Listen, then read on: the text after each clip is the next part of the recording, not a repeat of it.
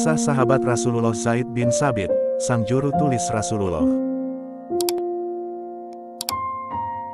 Zaid bin Sabit radhiyallahu anhu adalah seorang sahabat Rasulullah dari kalangan Ansor. Ia terpilih sebagai ketua tim pembukuan Al-Quran di zaman pemerintahan Abu Bakar dan di zaman Utsman bin Affan.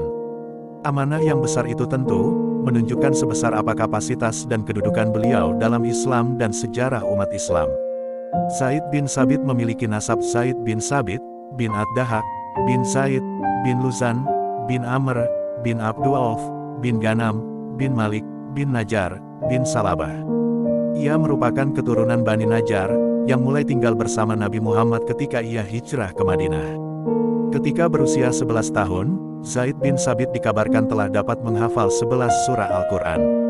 Zaid bin Sabit turut serta bersama Nabi Muhammad dalam peperangan Khandak dan peperangan-peperangan lainnya. Dalam peperangan Tabuk, Nabi Muhammad menyerahkan bendera Bani Najjar yang sebelumnya dibawa oleh Umarah kepada Zaid bin Sabit.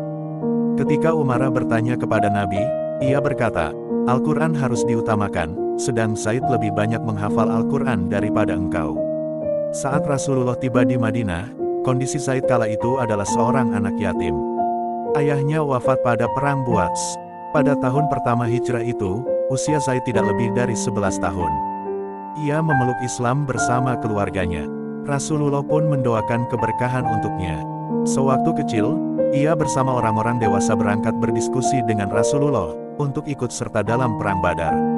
Namun Rasulullah tidak mengizinkannya karena ia terlalu muda dan badannya pun masih kecil. Tidak menyerah karena ditolak saat Perang Badar, saat Rasulullah menyiapkan pasukan Perang Uhud, Zaid kembali mendaftarkan diri. Kali ini ia berangkat bersama rombongan remaja seusianya. Berharap Rasulullah mengikut sertakan mereka dalam pasukan mujahidin. Dan keluarga mereka lebih-lebih lagi harapannya agar Rasulullah menerima mereka. Rasulullah memandang mereka dengan pandangan terima kasih. Seakan-akan dia menginginkan mereka untuk izin tidak ikut saja. Majulah anak muda yang bernama Rafi bin Khadij membawa sebuah belati atau tombak. Ia menunjukkan keahliannya memegang senjata tersebut. Rafi berkata, "Sesungguhnya aku sebagaimana yang Anda lihat. Aku mahir dalam melempar senjata, karena itu izinkanlah aku." Rasulullah pun mengizinkannya. Kemudian Samurah bin Jundab maju. Salah seorang anggota keluarganya berkata, "Sejujurnya Samurah lebih hebat dari Rafi." Rasulullah pun mengizinkan beliau. Tersisalah 6 orang pemuda lainnya. Di antara mereka ada Zaid bin Sabit dan Abdullah bin Umar. Mereka mengeluarkan segala kemampuan membujuk rayu Rasulullah. Tak mempan dengan lisan, mereka bujuk dengan air mata. Belum juga berhasil dengan cara menghibah itu, mereka menunjukkan kekuatan dengan menunjukkan otot-otot mereka. Tapi usia mereka masih terlalu muda, dan tubuh mereka masih begitu kecil. Rasulullah Shallallahu alaihi wasallam menolak mereka secara halus, sekaligus menghibur mereka dengan janji akan mengajak mereka pada perang selanjutnya. Akhirnya, Zaid bin Sabit bersama anak-anak seusianya, memulai pengalaman jihad mereka di Perang Khandak pada tahun 5 Hijriah. Zaid bin Sabit radhiyallahu anhu berkata, "Pada Perang Buats aku berusia 6 tahun. Hal itu terjadi 5 tahun sebelum Rasulullah Shallallahu alaihi wasallam datang ke Madinah.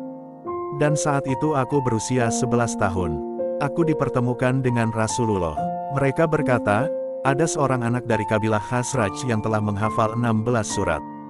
Namun beliau tidak mengizinkan aku ikut dalam perang Badar dan Uhud.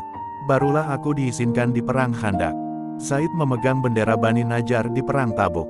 Awalnya bendera tersebut dipegang Umarah bin Hazm, namun Rasulullah mengambilnya dan menyerahkannya kepada Zaid. Umarah berkata, "Wahai Rasulullah, apakah ada sesuatu tentangku yang buruk yang sampai padamu?" "Tidak ada, tapi yang lebih banyak menghafal Al-Quran layak untuk dikedepankan. Dan Zaid lebih banyak menghafal Al-Quran daripada kamu. Perlu diketahui, dahulu para sahabat menghafal 10 ayat. Ketika mereka sudah paham dan mengamalkannya barulah mereka menambah hafalan. Sehingga siapa yang paling banyak hafalannya, maka kualitasnya semakin baik di antara mereka." Dari Amir, ia menceritakan, "Sesungguhnya tebusan tawanan Perang Badar adalah 40 uqiyah emas. Siapapun yang memiliki kepandaian baca tulis, mereka diperintahkan mengajar baca tulis kepada 10 orang kaum muslimin. Di antara yang mendapat pengajaran adalah Zaid bin Sabit. Zaid adalah seorang cendekia dan memiliki keistimewaan dalam berbagai bidang. Ia seorang penghafal Al-Quran, juru tulis Nabi, yang menulis wahyu yang turun kepada Rasulullah. Ia memiliki kualitas ilmu dan hikmah yang mendalam. Ketika Rasulullah mulai menyampaikan risalah Islam keluar Madinah, melakukan surat menyurat kepada para raja dan kaisar, beliau memerintahkan Zaid untuk mempelajari bahasa-bahasa mereka. Zaid pun berhasil menguasai bahasa-bahasa tersebut dalam waktu yang singkat. Zaid bin Sabit berkata, "Aku dipertemukan dengan Nabi ketika beliau tiba di Madinah. Ada yang mengatakan, ini adalah seorang anak dari Bani Najjar. Ia telah menghafal 16 surat. Aku pun membacanya di hadapan beliau. Beliau sangat terkesan, lalu berkata, pelajarilah bahasa Yahudi, yaitu bahasa Ibrani. Sebenarnya aku tidak bisa membuat mereka beriman dengan kitabku. Aku pun melakukan apa yang beliau minta. Berlalulah waktu tidak lebih dari setengah bulan, aku pun menguasainya. Kemudian aku menulis surat Nabi kepada mereka. Apabila mereka mengirimkan surat kepada beliau, akulah yang menerjemah." Dari Sabit bin Ubaid dari Zaid bin Sabit, ia berkata, "Rasulullah berkata kepadaku, apakah kamu bisa bahasa Suryaniyah?" "Tidak," jawabku. "Pelajarilah. Sungguh nanti akan datang surat-surat kepada kita," pinta Rasulullah. Aku pun mempelajarinya dalam rentang waktu 17 hari. Kita teringat dengan sabda Rasulullah Shallallahu Alaihi Wasallam yang bermakna, "Sejujurnya Allah mencintai hal yang terbaik dan membenci sesuatu yang asal-asalan."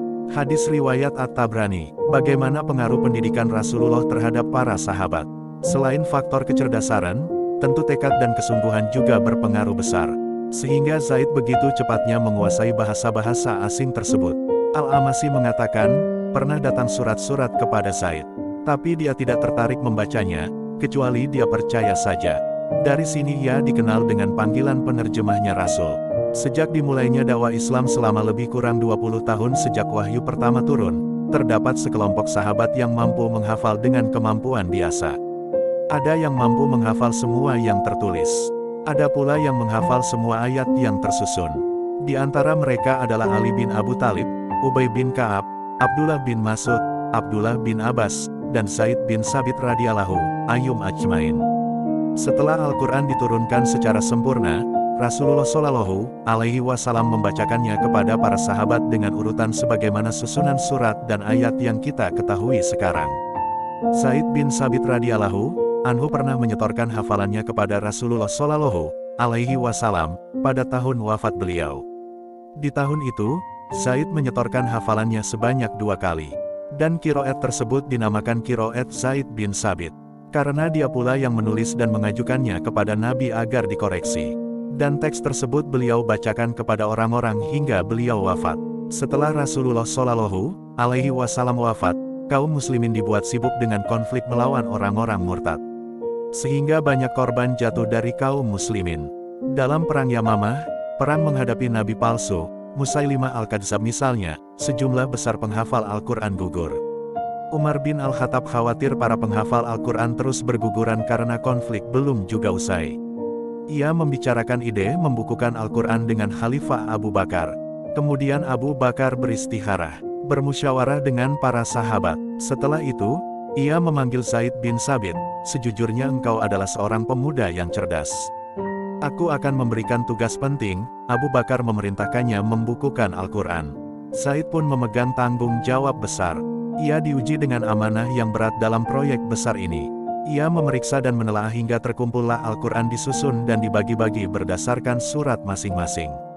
Tentang tanggung jawab besar ini, Zaid berkata, "Demi Allah, kalau sekiranya kalian memuatkan aku untuk memindahkan bukit dari tempatnya, tentu hal itu lebih ringan daripada kalian perintahkan aku untuk membukukan Al-Quran." Ia juga mengatakan, "Saya meneliti Al-Quran, mengumpulkannya dari daun-daun lontar dan hafalan-hafalan orang.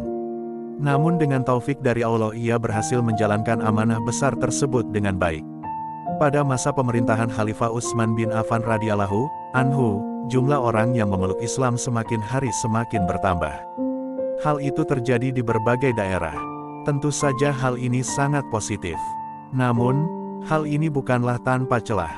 Daerah-daerah tersebut menerima riwayat qiraat yang berbeda-beda, dan mereka belum mengenal variasinya. Sehingga mereka mengira orang yang berbeda bacaan Al-Qurannya membuat-buat bacaan baru. Muncullah masalah baru. Melalui usul sahabat Hudzaifah bin Al-Yaman, Khalifah Utsman bin Affan membuat kebijakan menyeragamkan bacaan Al-Quran. Utsman berkata, "Siapakah orang yang paling dipercaya untuk menulis?" Orang-orang menjawab, "Penulisnya Rasulullah, Zaid bin Sabit." Utsman kembali mengatakan, "Siapakah yang paling fasih bahasa Arabnya?" Orang-orang menjawab, "Zaid bin Al-As. Ia seorang yang dialeknya paling mirip dengan Rasulullah." Utsman kembali mengatakan, "Zaid yang mendikte dan Zaid yang menulis." Zaid bin Sabit meminta bantuan sahabat-sahabat yang lain. Para sahabat pun membawakan salinan Al-Quran yang ada di rumah Ummul Mukminin Hafsah binti Umar radhiyallahu anha. Para sahabat saling membantu dalam peristiwa besar dan bersejarah ini. Mereka jadikan hafalan Zaid sebagai tolok ukur. Ibnu Abbas radhiyallahu anhu mengatakan, "Pastilah para penghafal Al-Quran dari sahabat Muhammad tahu bahwa Zaid bin Sabit adalah orang yang sangat mendalam ilmunya." Sosok seorang Zaid bin Sabit memiliki kedudukan yang tinggi di tengah masyarakat. Kaum muslimin sangat menghormatinya. Suatu hari Zaid mengendarai hewan tunggangannya. Kemudian Abdullah bin Abbas mengambil tali kekangnya dan menuntunnya. Melihat hal itu, Zaid berkata, "Biarkan saja wahai anak paman Rasulullah." "Tidak, inilah selayaknya kita menghormati ulama kita," jawab Ibnu Abbas. Abu Sa'id Al-Khudri radhiyallahu anhu mengisahkan, ketika Rasulullah Shallallahu alaihi wasallam wafat, orang-orang Ansor angkat bicara. Salah seorang di antara mereka berkata, "Wahai orang-orang Muhajirin, sesungguhnya jika Rasulullah menugaskan salah seorang di antara kalian, dia akan menjadikan salah seorang di antara kami sebagai pendampingnya. Oleh karena itu, kami memandang setelah beliau kepemimpinan ini dipegang oleh dua orang. Satu dari kalian dan satu dari kami." Orang-orang Ansor pun menyuarakan demikian. Lalu berdirilah Zaid bin Sabit. Ia berkata, "Sesungguhnya Rasulullah berasal dari Muhajirin. Dan kepemimpinan itu pada Muhajirin dan kita adalah penolong mereka, sama dengan kita telah menjadi Ansornya Rasulullah." Abu Bakar pun berdiri dan berterima kasih atas ucapan Zaid yang menenangkan suasana. Abu Bakar berkata, "Wahai orang-orang Ansor, benarlah apa yang teman kalian ucapkan. Seandainya kalian melakukan selain itu, tentu kami tidak mengizinkannya." Zaid menggapai tangan Abu Bakar, lalu berkata, "Ini adalah sahabat kalian. Bayatlah dia." Apabila Abu Bakar berhaji, maka Umar dan Zaid bin Sabit yang menggantikan beliau sebagai khalifah. Zaid juga diberi amanah membagi ganimah di Perang Yarmuk. Ia juga merupakan salah seorang dari 6 orang ahli fatwa, dan yang lainnya adalah Umar, Ali, Ibnu Mas'ud, Ubay, Abu Musa, dan Zaid bin Sabit radhiyallahu anhum ajmain. Umar dan Utsman tidak melebihkan seorang pun dalam permasalah kehakiman, fatwa, faraid, dan kiroah dibandingkan Zaid bin Sabit. Anas bin Malik meriwayatkan bahwa Rasulullah Shallallahu alaihi wasallam bersabda, "Umatku yang paling penyayang terhadap yang lain adalah Abu Bakar. Yang paling kokoh dalam menjalankan perintah Allah adalah Umar. Yang paling jujur dan pemalu adalah Utsman. Yang paling mengetahui halal dan haram adalah Mu'az bin Jabal. Yang paling mengetahui ilmu faraid pembagian harta warisan adalah Zaid bin Sabit. Yang paling bagus bacaan Al-Qurannya adalah Ubay." Setiap umat mempunyai orang kepercayaan. Dan orang kepercayaan umat ini adalah Abu Ubaidah bin Al-Jarrah. Hadis riwayat At-Tirmidzi 3791. Seorang tokoh tabi'in, Muhammad bin Sirin, mengatakan, Zaid bin Sabit mengalahkan orang-orang dalam dua hal, yakni Al-Quran dan faraid. Zaid bin Sabit radhiyallahu anhu wafat pada tahun 45 Hijriah, di masa pemerintahan Muawiyah bin Abu Sufyan radhiyallahu anhu. Di hari wafatnya Zaid, Abu Hurairah berkata, "Pada hari ini telah wafat tintanya umat ini. Semoga Allah mengangkat Ibnu Abbas sebagai penggantinya."